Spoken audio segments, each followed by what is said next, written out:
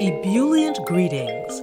I'm your host, Jackie Bird of Jackie Bird Spiritual Wellness, your guide to stress and anxiety relief, mindfulness, awareness, self-care, self-love, and personal growth. Welcome and thank you for joining me as we roll with peace in mind. Today's riff is Are You on the Right Train? Riding on the Urge. These episodes feature people who are doing their thing, they follow their heart and their passion, and they create how they want, what they want, when they want, and they are riding on the right train. Today's spotlight is Mario Sprouse. But before I bring my guest on, there's some stuff I want to tell you about happening in February and March. Chill down, chill out, chillax, renew. My end of the month virtual Stress Busters guided meditation class. That's Sunday, February 28th at 1 o'clock p.m. Eastern Standard Time. Come chill out. It's 30 minutes. Hang out, relax, just let go. And on March 14th, I am excited to present my new workshop called Gratitude is the Love Frequency. Gratitude is the Love Frequency. That is a guided meditation and journaling workshop. When we shift our focus to being grateful and appreciative throughout more of our day, it's a game changer. Gratitude resides within the love frequency. You cannot be stressed, anxious, angry, fearful, or doubtful when you exercise and practice gratitude. It is a way to open our hearts to what is working in our lives and shifts the focus away from our seemingly never-ending problems, as well as being an amazing gift to ourselves in self-care and self-development. Like begets like. The more gratitude we allow ourselves to feel, the more good feeling vibes and things we experience and share. So please don't miss this. Get your tickets now. The link is in the show description, so you can click right on that and go right to the workshop and see more details about it. So March 14th, Gratitude is the Love Frequency. February 28th, Chill Down, Chill Out, Chillax, Renew. End of the month, Stress Busters Guided Meditation Virtual Group Class. I hope you join me. You can find out about that on my website. And without further ado, here we go. But that is such a misnomer. Yes, it is a challenging field, but I would imagine if you are trying to become a scientist in a particular field of science, yep, that there's challenges there too. They're just challenges, period. That's so, it. To make one thing worse than other things is also going to stymie you, especially if that's what you want to do, but you're not going to do it because you've heard of, all these people talking about how hard it is, how rough it is, yada, yada, yada, yada. I mean, the thing about, and this, I mean, as long as I've been a creative person, which has been my whole life, there have been lots of times when I didn't know how I was going to get across that chasm, but I got across the chasm.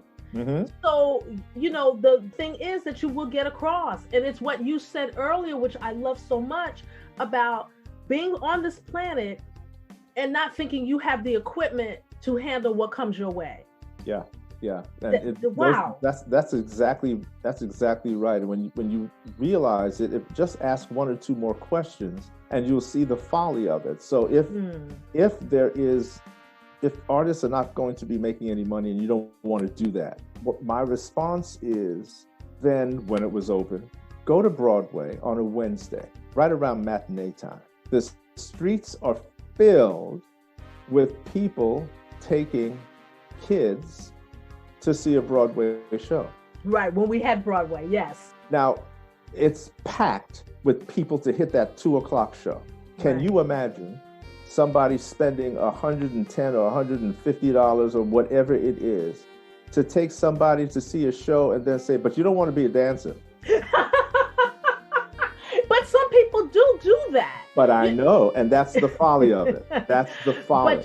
Because you are paying because I think it's $200. Yeah, exactly right. People are putting out that kind of money to see talent, but you would discourage somebody from that lifestyle. Right. It doesn't make any sense. It's the no hypocrisy in it, but you know that it's based in fear. It's based in fear, and also just having an idea on what things should be. And there is no things should be. Things are. And so how do you make the best of that? How do you take the clay? What are you going to make from the clay? And I keep coming back to pandemic because, you know, people want to be back to normal, and there will never be normal. You know, and normal didn't work for a whole lot of people. That's the other thing too. Oh, yeah. You know, there are a lot of people that don't want normal. They would. So I think that we individually and collectively need to really rethink what we think is normal, and maybe not ask for that, but maybe ask for a world where everybody can thrive. Everybody can thrive. And that means yourself as well. But I want to kind of go back a little bit, Mario. You know, it's funny, when I sit down to talk to people, usually I take people through their lives in terms of their journeys in regard to art or whatever they're creating in the present moment. But what I loved about just how this conversation flowed is that, you know, the audience gets to hear what I've been lucky to hear for 20 years. You know, in terms of the insight and the depth of wisdom that you possess and that you easily share with all of us. You've named all of the many, many, many things that you do. At the beginning of this, you talked about running track in school. Were you always a musician? Yes, I started out as a child. I hope so. I hope. Dropped on the planet as an adult. No. As an adult, right? I began studying piano when I was 7. My brother was taking piano lessons at our home, and I saw him taking a lesson, and I went over to the piano. I remember this distinctly, and pressing the keys, you know, bang, bang, bang, bang, bang, and saying, I want to do that. And my parents had the foresight to say, let's get him piano lessons. He wants to play, let him play. Now, my mother was not in the arts. My father would sing. He loved to sing and sang in choirs and chorales and did solo shows in Harlem in the 30s and 40s and 50s and all of that. And so there was music all around the house all of the time. But I started at 7.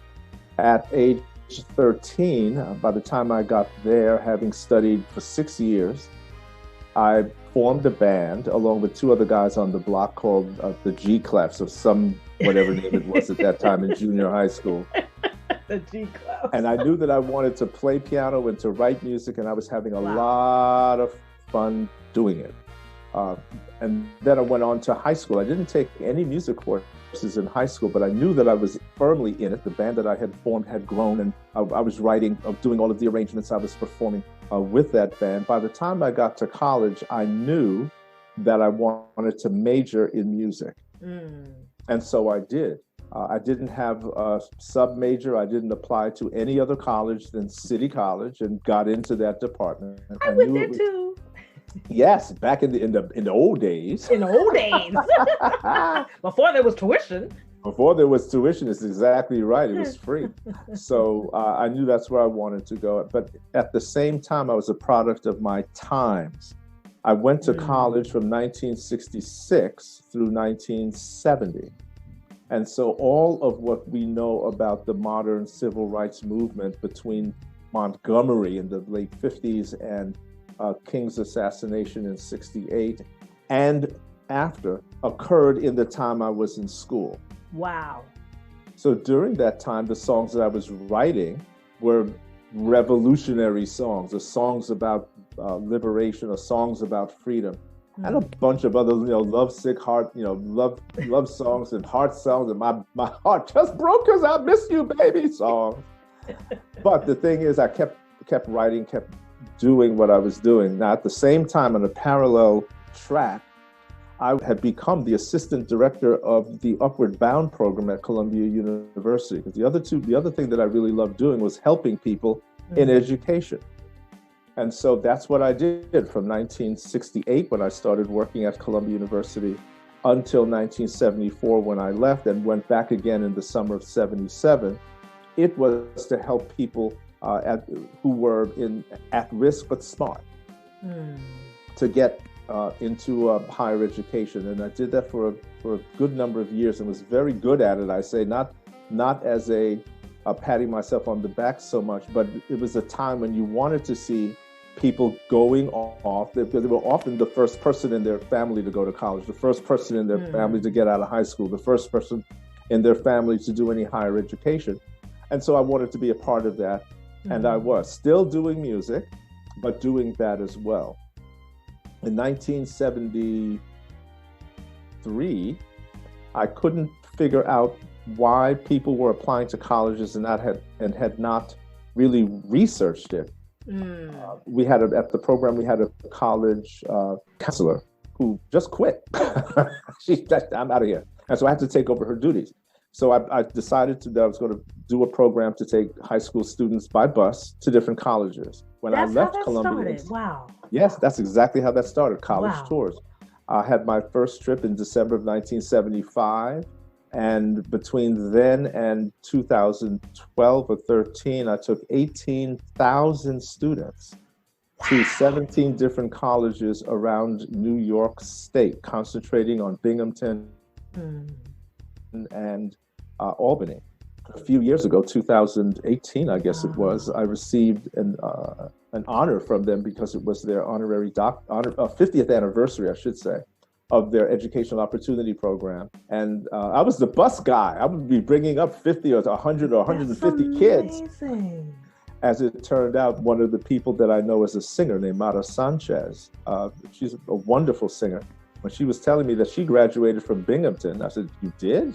She said, "Yeah, I went up there by bus in 75. I went, "You did? You were on my bus." Oh, wow. You were you were on my very first bus. Oh, so my goodness. That's always been a part of it, and I've done that. Wow. So from college, I then continued. I became the musical director for an advertising agency. I did all of the Dark and Lovely commercials at a particular time for the Lockhart and Pettis advertising agency. I did Gregory Hines live charts.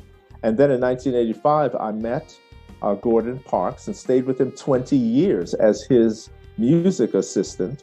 Can you just, Mario, you just tell people who are not familiar who Gordon Parks was? Yes. Folks that are not familiar with this man. Gordon Parks was a legendary Renaissance man who was primarily known as a photographer. He was the first Black photographer at Life magazine. He was born in 1912 in Fort Scott, Kansas, dirt poor. I mean, literally, he was born dead. And it was a Dr. Gordon who revived him, and hence his name, Gordon Parks. He became the filmmaker of The Learning Tree. He became an author. He became a musician. He became a writer, all because he said, "This is what I want to do." And he paid attention to it. He had no formal training. Kept at it. He never took a course on how to take a picture. He grabbed the camera and started shooting. And never took a formal class in music. He could not read music or the way that we normally read music. And so I was his music assistant on 3 films. He's just a legend. Look up Gordon Parks. You got to look him up. Foundation. Gordon Parks, you got to look him up. Yep. If you kind of sort of think you know the name, it's because of Shaft. Yep. The original version of Shaft. Absolutely. Shaft is the movie that he directed along with Isaac Hayes. But The Learning Tree, Shaft's big score he did, including one for PBS. I believe it was in 1985. It was called Solomon Northup's Odyssey. Avery Brooks was the person in the film who plays Solomon Northup. Wonderful Avery Brooks. Oh, yes. And years later, it became 12 Years a Slave, the movie that came out not too long ago. But Gordon had done that in 1985. And so his legacy is one of excellence. Truly. It is one of trying it. Do it. Try it. Try it. Do it. Try it. Do it. Yes. Do it. Try it. I mean, we've got all these rules as humans, and it really puts you in a box. If you're trying to do what you've been told is the right thing, and it goes against what your soul is telling you to do, it's like, it's jail. It is voluntary jail. You're the jailer. You're the, in the jail, and the parole officer, the judge, you're the whole thing.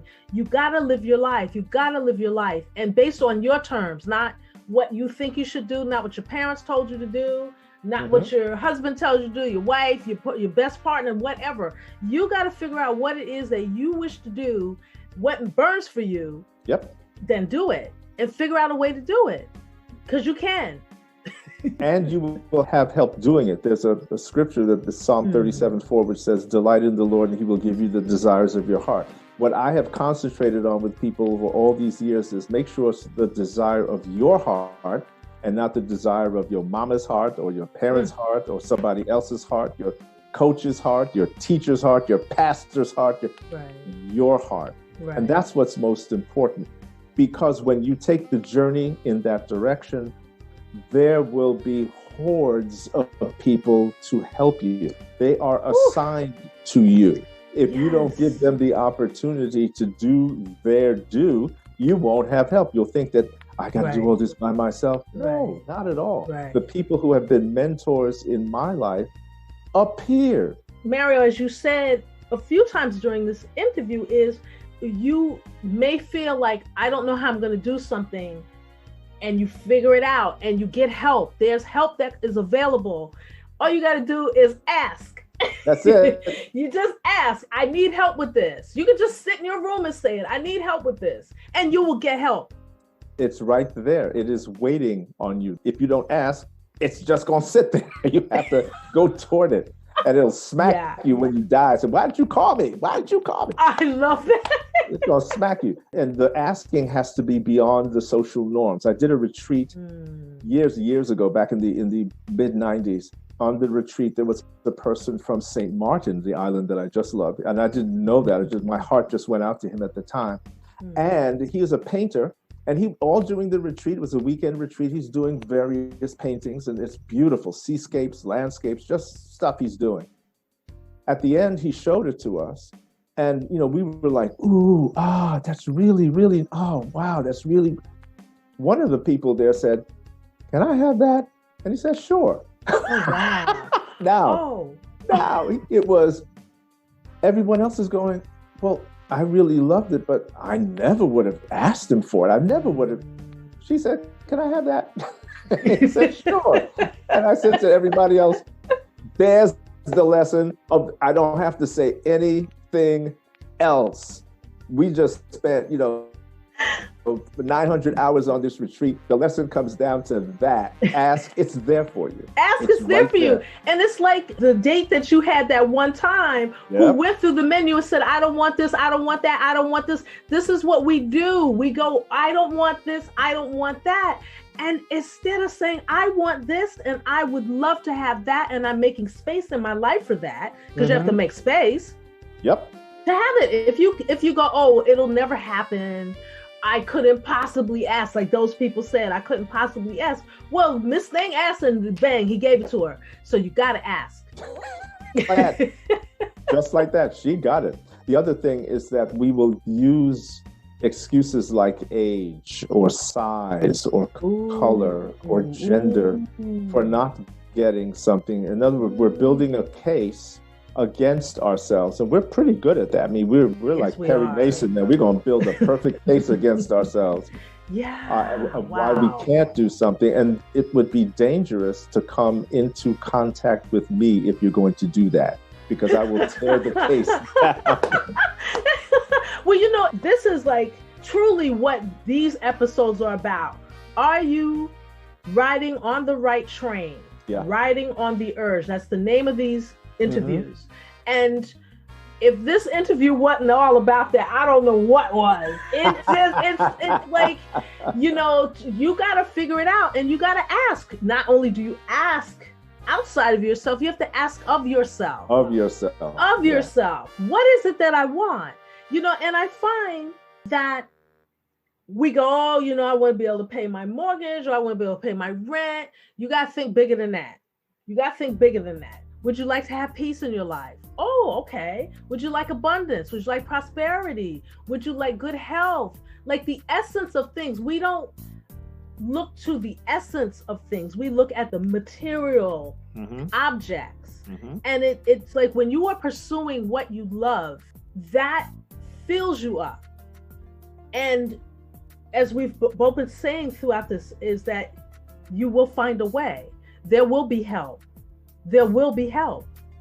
Yep. And the help is there, as I said, waiting on you, but also you have to be a little more clear about what you mean. So I said to the group, how many of you want abundance? They said, yes, we do. How many of you want prosperity? Yes, we do. Right on. And I said, abundance of what? I said, you weren't specific. Do you want an abundance of fear? You could have that. I love that. You want an abundance of lack? You can have that too. Do you want an abundance of trouble? You can have that too. True. Want it. So, what do you want? Clarity. And I had to laugh because it was an incident that happened to me again years ago. Living in this house, I would often take the bus into town to Manhattan. I live in Queens. And as I was looking out the window of the bus, I saw this beautiful, shiny, beautiful, just gorgeous red sports car. And I said, man, I would love to have that sports car in my driveway. Woo, it would look good. Yeah, I'd go on to work or whatever. The next morning, I was awakened to the sound of buzzing, like a buzz saw of some type. When I looked out the window, my neighbor was having his tree cut in front of his house, which is just next door to mine. His daughter parked her red sports car in my driveway to get it out of the way of the falling tree. And so I said, I just started laughing hysterically. I just started laughing and saying, okay, Lord, excuse me. I need to be more specific. Yes. I want to own the red sports car in my driveway. And God was saying, I gave you what you said. You said you wanted to have it on in your driveway. I gave it to you. So there it was right there. And I just laughed and laughed and laughed and laughed and laughed and laughed. The other thing about abundance came just again from observation for the same Q1 bus, Q43 bus. Sunday morning, and I'm waiting to go into Manhattan. And there's a deli on that corner. And, sometimes they have leftover food. And there was a piece of maybe 6-inch piece of like Italian bread that was just on the street. And there was a little sparrow pecking at it. Within a few seconds, a larger bird came along. A larger blackbird came along, shooed the sparrow out of the way, and it started pecking on it. And then a larger blackbird came along with a yellow beak and started pecking at it and shooed the other bird away. Then a pigeon came by and started pecking at the piece of bread and shooed all the other birds away. Then a seagull came by and shooed the pigeon away. And it was having it all to itself. Then the Q1 bus came along, smashed the bread, and everybody could eat. So I said, sometimes God is like the Q1 bus that says, well, y'all just stop it, and just smashes it with the tire, and everybody could eat. So in very many ways, I look at the pandemic as being like the Q1 bus. Yeah. Oh boy. It's like the Q1. Okay, everybody's in the same boat. Y'all arguing here, you're arguing here, you're doing this here, you're doing that, you're divisive here, you're divisive there. I am smashing the piece of bread everybody can eat. Yeah. Now, can you imagine if all of those birds got together and said, oh, we wish it was the way that it was before when it was just one piece of bread and everything was nice and beautiful. No, y'all were fighting each other for the bread. Oh my goodness. Now you have enough bread for everyone to eat. And these are life's lessons that if you look, they're there. They are right there. So the universe, God, your spirit, the great spirit says to you, I got plans for you. Yes. Are you listening? Are you paying attention? So the idea, as you put it before, you're the judge, the jury, the warden, the jailer. The jailer. You're all of that. Yeah. If you insist on keeping your gifts, talents, and skills in somebody else's box. That is not going to work, not even a little bit. I had just finished a session in 1978 with Carmen McRae, Buster Williams, Cornell Dupree, Hubert Laws. Jazz greats. Hank Crawford. All these people were on it, including Grover Washington Jr. Wow. We'd done an arrangement of Mr. Magic that was like a tone poem. It was really, really beautiful. And afterwards, he said, "Nice charts, man. That was really good." Piano player, who was Jorge Dalto. Jorge Dalto did the solo. I love the heavy. On This Masquerade. That piano solo was his. Yes. Wow. Yes. He said, "You could be the next Quincy Jones." And I said, "I'd rather be the first Mario Sprouse." Oh, and on that note, bam, we're going to bring this to a close. But please tell our listeners the title of your book and where they can get your book. Yes, the title of the book is Precious and Honored, a Spiritual Handbook for Artists.